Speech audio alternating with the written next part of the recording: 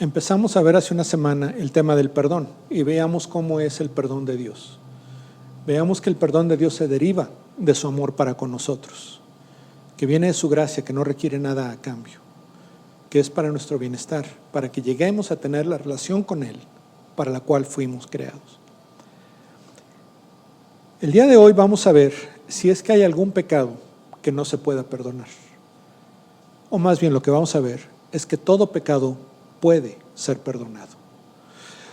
Una de las cuestiones que nos causa problemas en esta cuestión del perdón, que nos duele, es cuando sentimos que hay cosas que si las perdonamos, eso no está bien, que de alguna manera nos causa, por así decirlo, un placer malévolo, el no perdonar. Y hay una historia en la Escritura que me llama mucho la atención respecto a esto. Si ustedes ven hoy en día la bandera de la nación de Israel, verán que en el centro tiene una estrella de 6 picos, conocido como la estrella de David. ¿Por qué? Porque David fue reconocido como uno de los más grandes reyes, si no es que el más grande rey que tuvo Israel.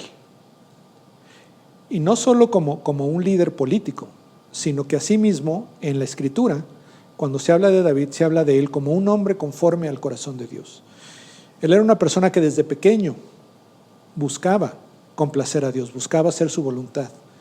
La manera como trataba a otras personas era siempre teniendo en cuenta lo que Dios requería de él, lo que él le pedía en cuanto a este trato. Sobre todo aquellos que Dios había escogido de una manera muy especial, él les tenía un gran respeto. Y por eso es muy interesante que la Biblia nos narra cierta historia acerca de David. Y no solamente la Biblia, sino que la historia oficial de Israel nos habla de esta situación, que es lo que pasa entre David y Betsabé. Nos dice que en cierta ocasión, cuando David debería estar con su ejército peleando las batallas de la nación de Israel contra sus enemigos, él prefirió quedarse en su palacio en Jerusalén. Y cierta tarde, después de haber descansado, él se levanta, me imagino que de su cama, y sube al techo de su casa, que era el lugar más fresco en ese momento. Y cuando está en el techo de su casa, él ve a una mujer muy hermosa que se estaba bañando. Y casualmente pregunta, ¿quién es esta mujer? Y le dicen, ella es Betsabé, la esposa de Urías elitita. Y David sabía quién era ella, porque Urías era un amigo muy cercano de David, no solo un amigo, sino un capitán de su ejército. Urías era uno de los hombres que cuando David empezó a huir del rey Saúl que lo quería matar, Urías se unió a él, creyó en la causa de David, vio a David como el líder que Dios había escogido y decidió seguirlo. Estuvo con David en sus momentos más difíciles. Y ahora que David era rey, Urías continuaba peleando las batallas de Israel como un capitán en su ejército. Pero eso no le importó a David. David manda pedir que le traigan a Betsabé. La traen a su palacio y él tiene relaciones con ella. Después la manda de regreso a su casa. Y un tiempo después, Betsabé le manda decir que ha quedado embarazada. Y esto es un problema para David. Pero David piensa que tiene la solución. Manda a traer a Urías del frente de batalla, diciendo que quiere que él le dé el reporte de cómo van las cosas. Y entonces Urías llega al palacio de David directamente, no pasa por su casa, y le cuenta todo lo que está pasando en la batalla, los diferentes elementos, qué es lo que están haciendo. Y David le dice, pues, qué bien, me alegra que me hayas contado esto, quédate en Jerusalén hasta mañana en la mañana. Hoy ve a tu casa, ve a dormir a tu cama, está con tu esposa y mañana ya te puedes ir. Pensando que de esa manera, cuando naciera el niño de Betsabé, todos pensarían que había sido hijo de Urías. Pero Urías, un hombre íntegro, un hombre leal, decide quedarse a dormir con los sirvientes del palacio y pasa la noche ahí, no va a su casa. Cuando David se entera de esto, lo manda a llamar y le dice, oye Urías, ¿cómo es esto de que no fuiste a tu casa? ¿Cómo es esto de que ni siquiera has visto a tu esposa? Y Urías le dice, ¿cómo voy a hacer yo tal maldad? El arca de Dios está en el campo de batalla. Mi comandante está allá, mis compañeros del ejército están allá. ¿Cómo voy yo a acostarme en mi cama a disfrutar de mi esposa cuando mis compañeros están en la batalla? Yo no haría algo así. Y entonces David tiene que hacer un plan B. Y le dice, ¿sabes qué? Quédate otro día aquí en Jerusalén, quiero que platiquemos más tú y yo. De hecho, vamos a cenar juntos. Porque durante la cena, David trata de emborracharlo, le sirve y le sirve de beber, pensando que Urías va a llegar un momento en que no va a pensar lo que está haciendo y se va a ir a su casa. Pero esa noche Urías nuevamente la pasa en donde dormían los sirvientes del palacio. Y entonces David tiene que tramar un plan C. Y esto es lo que hace. Él escribe una carta dirigida al comandante del ejército, donde le dice, quiero que pongas a Urías con un puñado de hombres en el lugar donde esté más fuerte la batalla. Y cuando esté ya la cosa ahí, lo más pesado, quiero que le retires todo el apoyo militar. Sella la carta y se la da a Urías para que él se la lleve al comandante. Y Urías así lo hace, llega, le da la carta al comandante, el comandante la ve, comandante obediente a su rey. En la batalla manda a Urías al lugar donde estaba más encarnizada la lucha. Y cuando salen las personas de la ciudad a defenderla, le retira todo el apoyo militar. Y en esa escaramuza mueren Urías y muchos otros soldados. Cuando el comandante del ejército le manda el reporte a David, se asegura de que David entienda que Urías murió. Y cuando David escucha este reporte dice, así es la guerra, muchos morirán, pero ten más cuidado la próxima vez, no te acerques tanto a las murallas de la ciudad. Y David se queda tranquilo. Pasa el tiempo de duelo para Betsabé y una vez que termina el luto, David la toma como esposa y se la lleva a vivir al palacio y nace el niño. Pero Dios habla con el profeta Natán y lo manda a David con un mensaje. Y Natán llega con el rey David y le dice, déjame contarte una historia. Había dos hombres que eran vecinos, uno era muy rico, tenía ganado, tenía muchos rebaños de ovejas, tenía camellos, tenía de todo, era muy rico.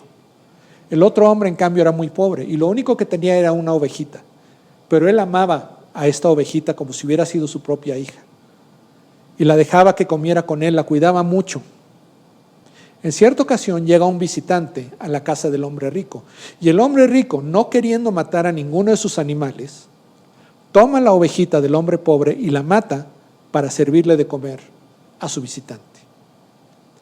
Y cuando el rey David escucha esto, se enoja tremendamente y dice, ese hombre es un malvado, tiene que pagar 4 veces lo que le quitó al hombre pobre y además merece morir. Y el profeta Natán le dice, ese hombre eres tú.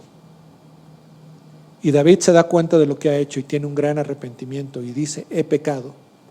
Y Natán dice, por ese arrepentimiento, por confesar tu pecado, no morirás, pero tu hijo va a morir. Y además, siempre va a haber violencia en tu casa. Y uno que es muy cercano a ti va a tomar a tus mujeres. Y lo que tú hiciste en secreto, él lo va a hacer en público. Y efectivamente así fue. El niño que le nace a Betsabé muere a los 7 días, aunque David pasa mucho tiempo en ayuno y pidiéndole a Dios por la vida de este niño, pero el niño muere. Más adelante uno de sus hijos se va a rebelar en contra de él y va a causar que David tenga que salir huyendo de Jerusalén para no ser matado por su hijo, quien toma posesión del trono, se pone a sí mismo como rey y como una muestra de su poder y de que no tenía nada que ver con su padre David, toma a las concubinas de David y las viola en la presencia del pueblo. Y David sufrió mucho por esto. Y cuando nosotros analizamos lo que hizo David, vemos un hombre que comete no uno, sino una cantidad de pecados y pecados serios. Lo vemos primeramente como un hombre irresponsable, un rey irresponsable, porque cuando él debería de haber estado con su ejército en la guerra, él decide quedarse en su casa en Jerusalén, a descansar, está tranquilo. Vemos también incluso pereza de su parte, porque no se quedó para atender asuntos urgentes, sino para estar bien. Definitivamente hay lujuria de parte de él, porque viendo a Betsabé y sabiendo quién era ella, la manda a traer para satisfacer su deseo.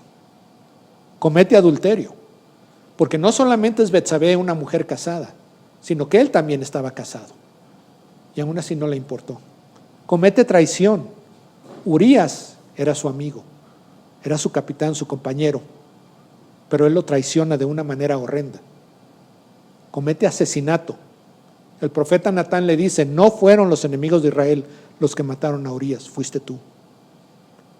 Comete abuso de poder, porque él le da la orden al comandante, y el comandante ve la orden de que tiene que básicamente asesinar a uno de sus capitanes, pero tiene que obedecer al rey.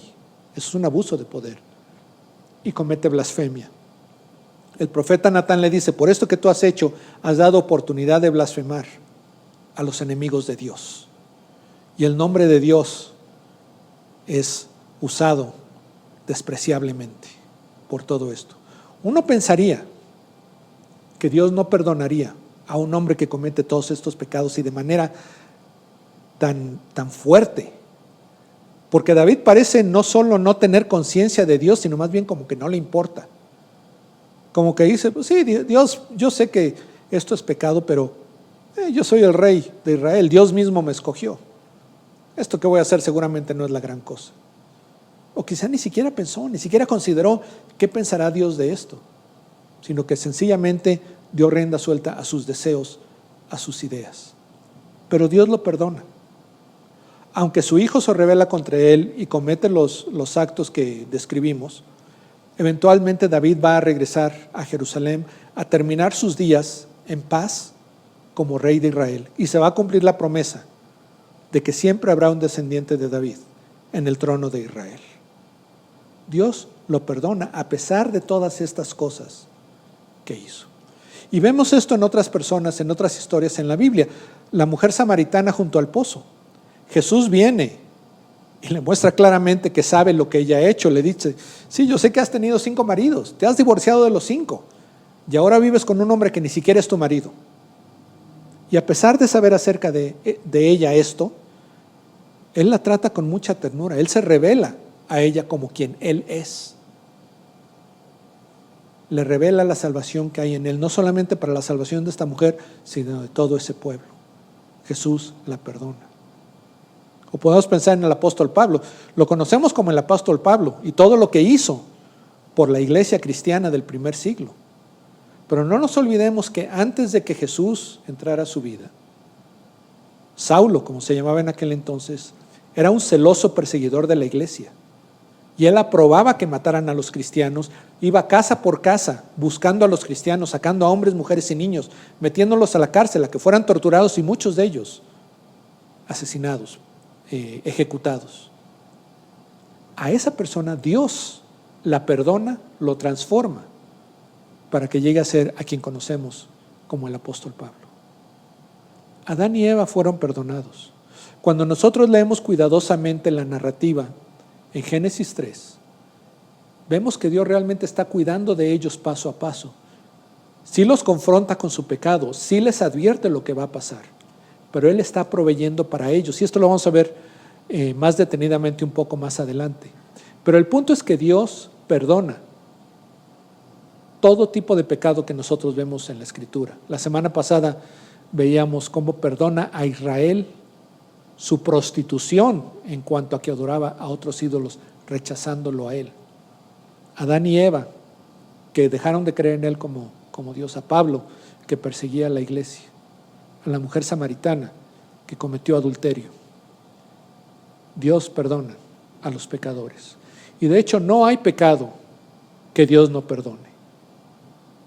Aunque aquí quizá alguno de ustedes se detenga y diga: a ver, yo leí algo en la Biblia de un pecado que no se perdona. Y sí, hay un par de pasajes en la Escritura que parecen hablar de esto. El primero lo vemos en Lucas capítulo 12, donde Jesús ha expulsado a un demonio de un hombre, y los religiosos que estaban ahí dicen: Él puede expulsar demonios porque Él mismo lo hace en el nombre de Satanás, de Belcebú. Y entonces Jesús les dice lo siguiente, le dice: les digo que a todo el que me confiese delante de los hombres, el Hijo del Hombre lo confesará también ante los ángeles de Dios. Pero el que me niegue delante de los hombres será negado delante de los ángeles de Dios. Y a todo el que diga una palabra contra el Hijo del Hombre se le perdonará, pero al que blasfeme contra el Espíritu Santo no se le perdonará. Y hay otro pasaje en la primera carta de Juan, del apóstol Juan, donde él dice: si alguien ve a su hermano cometiendo un pecado que no lleva a la muerte, pedirá, y por él Dios dará vida a los que cometen pecado que no lleva a la muerte. Hay un pecado que lleva a la muerte. Yo no digo que se deba pedir por ese. Entonces, primeramente, en el pasaje de Lucas, pareciera ser que hay un pecado, que es la blasfemia en contra del Espíritu Santo, que no se puede perdonar. Y Juan está hablando de un pecado que te va a llevar a la muerte, como que no hay remedio para eso.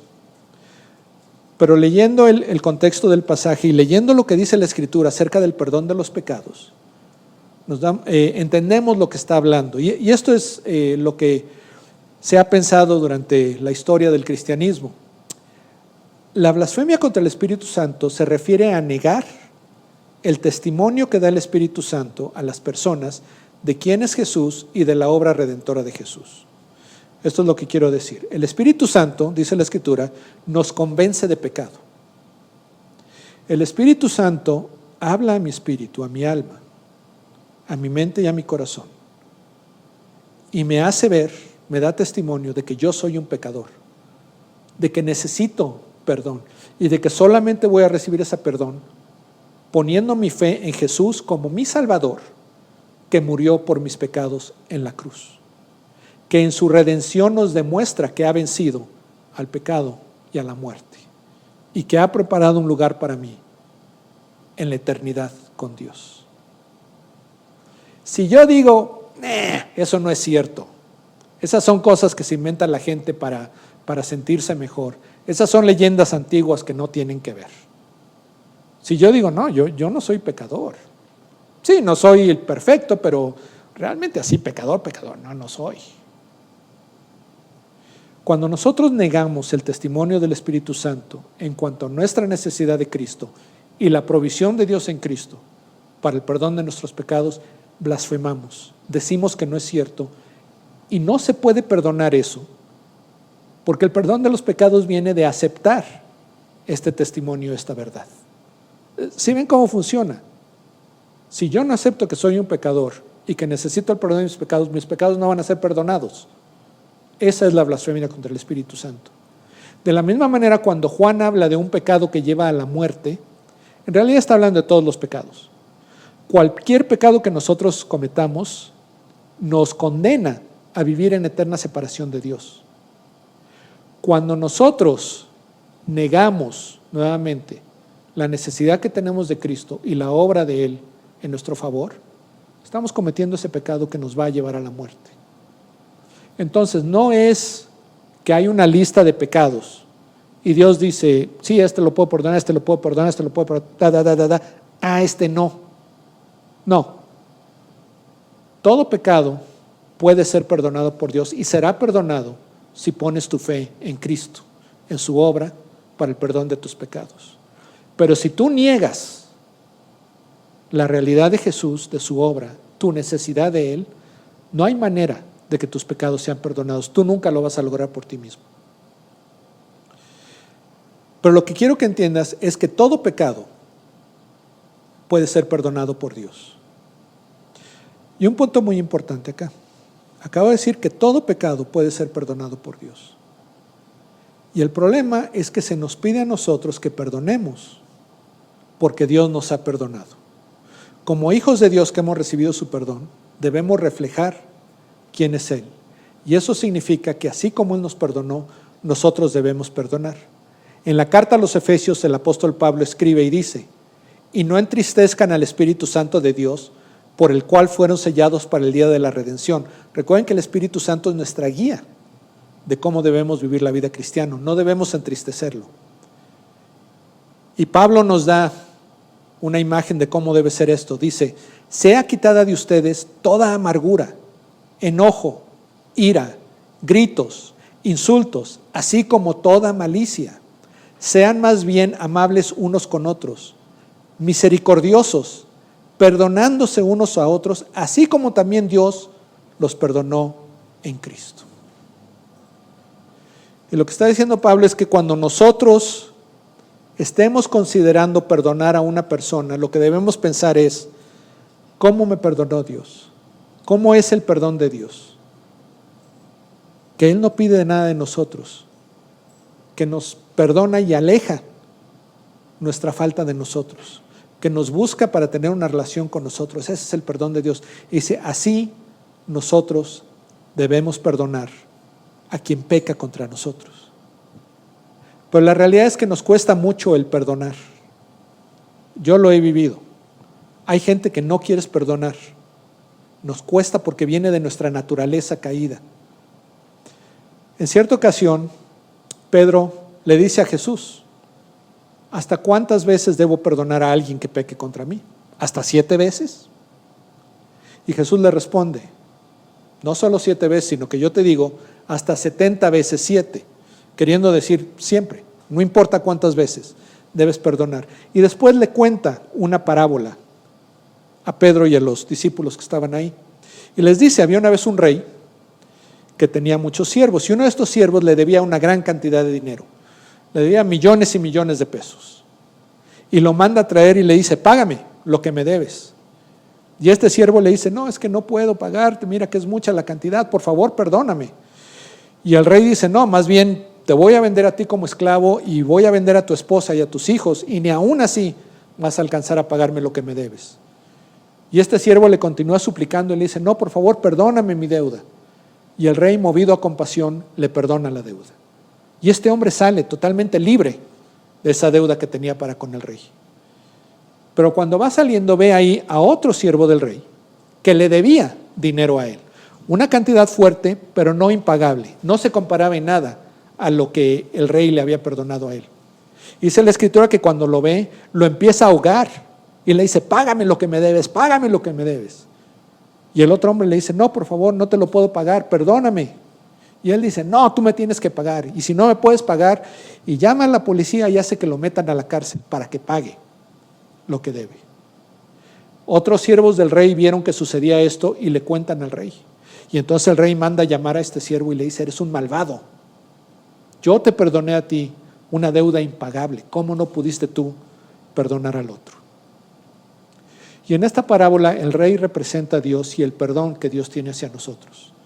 Donde tenemos una deuda para con Él que no podemos pagar, que aun si diéramos todo lo que tenemos, incluyendo nuestras relaciones, no solamente cosas materiales, no podríamos acabar de pagarla, pero Él la perdona. Pero ¿cuál es nuestra actitud? Muchas veces nuestra actitud es que si alguien nos debe algo, queremos forzarlos a pagar.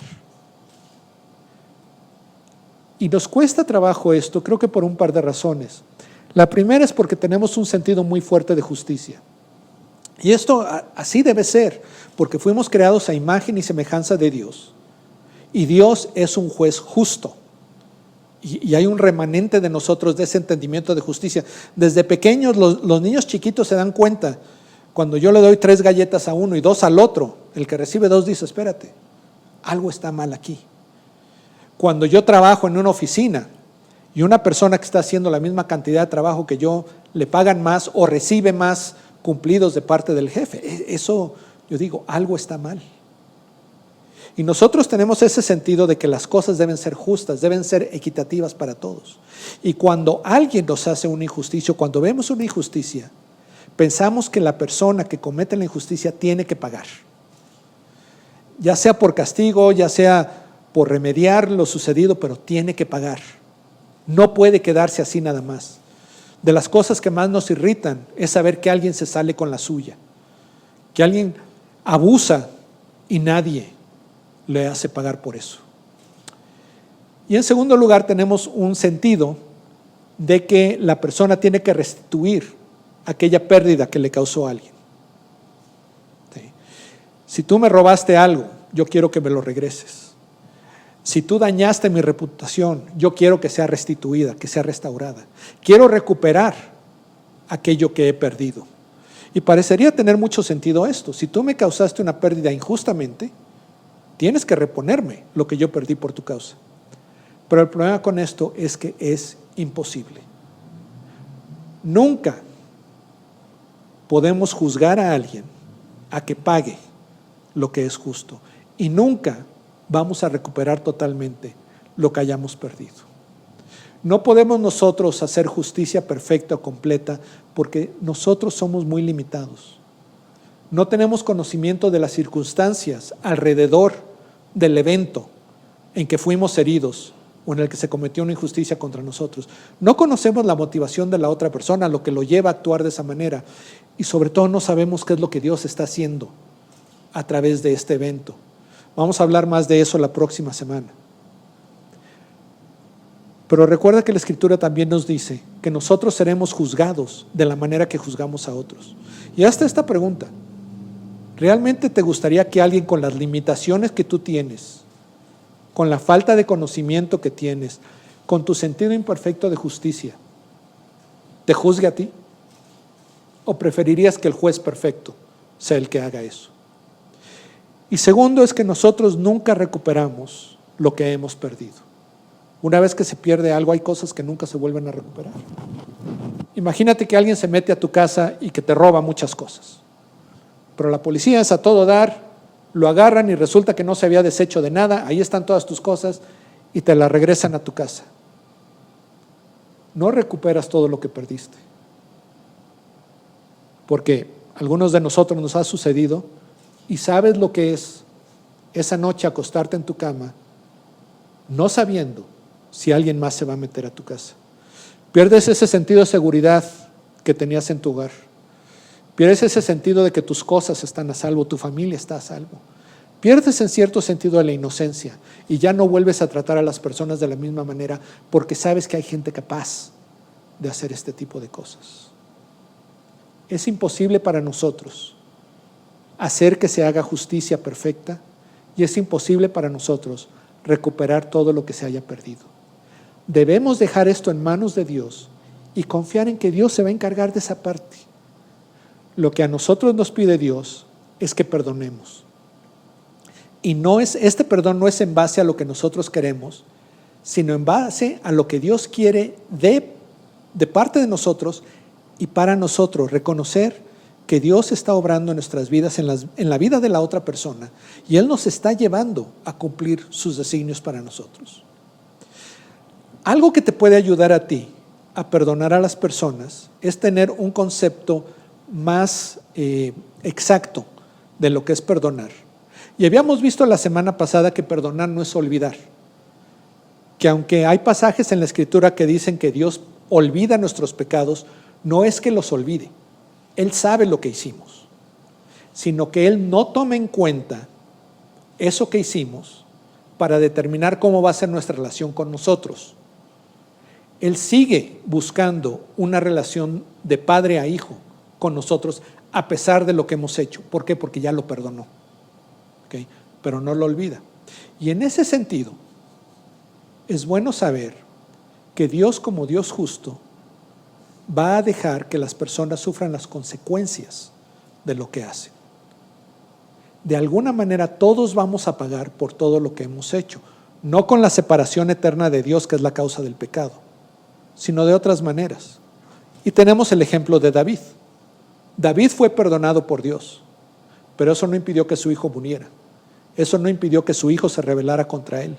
Eso no impidió que tuviera que salir huyendo de su reino de Israel. Y no impidió que su hijo lo humillara como lo hizo con sus concubinas. Él sufrió todas estas consecuencias de su pecado con Betsabé. Y lo vemos así en muchos personajes de la Escritura. Y por otra parte, debemos tener en cuenta también que debemos aprender de estas situaciones que enfrentamos. Debemos considerar qué aprendemos acerca de la otra persona. Y esto es justo lo que vemos en la historia de Adán y Eva que habíamos referido antes. Mucha gente piensa que cuando Dios expulsa o saca a Adán y Eva del jardín del Edén que había preparado para ellos, es un castigo por lo que hicieron, pero no es así. La historia nos dice que Dios, después de que los ha confrontado con su pecado, les ha explicado las consecuencias que van a surgir de esto y provee vestidos para ellos, porque lo que ellos se habían puesto no era adecuado.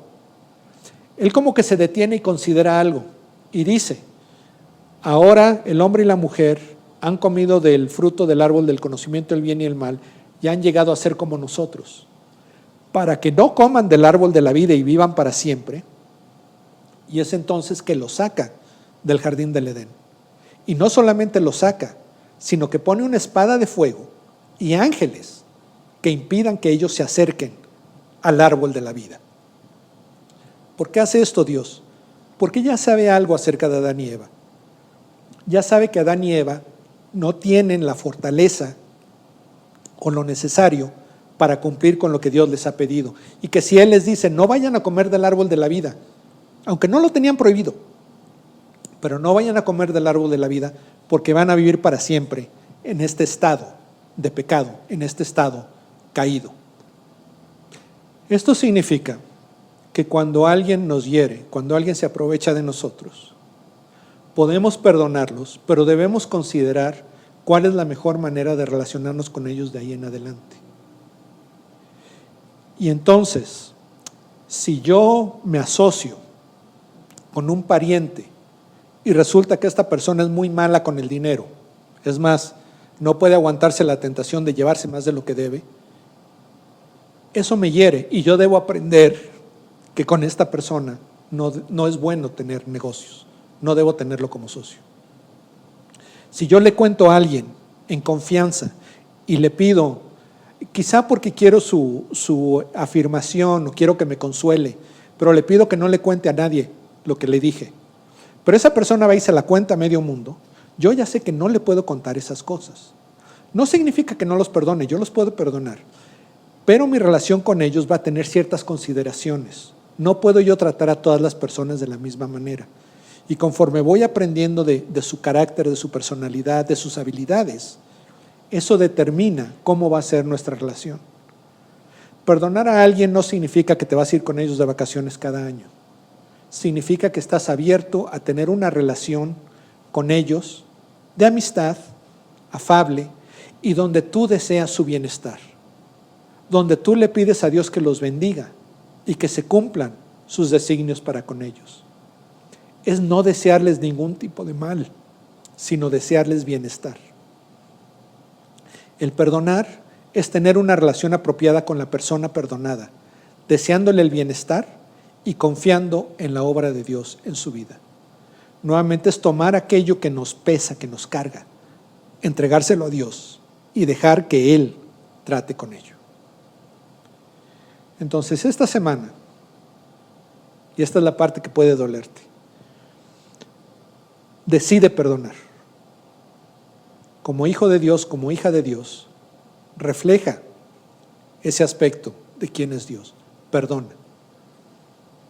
Pídele a Dios que Él ponga en tu mente a quien Él quiere que tú perdones. Puede ser alguien de hace muchos años, puede ser alguien reciente. Pero que Dios te diga, perdona a esta persona. Y que Él te dé la capacidad para hacerlo a través de su Espíritu Santo. Y una vez que lo haga, entonces, perdona a esta persona. Déjame pedirle que así sea. Padre, gracias que tú perdonas.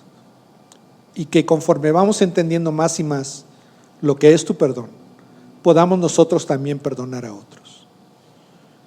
En este momento te pedimos que traigas a la mente de cada uno de nosotros a la persona que tú quieres que perdonemos, pensando en aquello que nos hizo, en el dolor que nos ha causado, en la pérdida que nos ha causado. Y que Espíritu Santo tú nos fortalezcas, nos des amor y compasión por esa persona, de tal manera que podamos perdonarla, que podamos pedir la bendición de Dios para ellos, que deseemos que gocen la vida que Dios tiene para ellos, para de esa manera dar testimonio de que somos hijos de Dios, reflejar quién es nuestro Padre Dios y glorificar a Cristo, quien nos perdonó en la cruz todos nuestros pecados. Es en su nombre y para su gloria que te lo pedimos. Amén.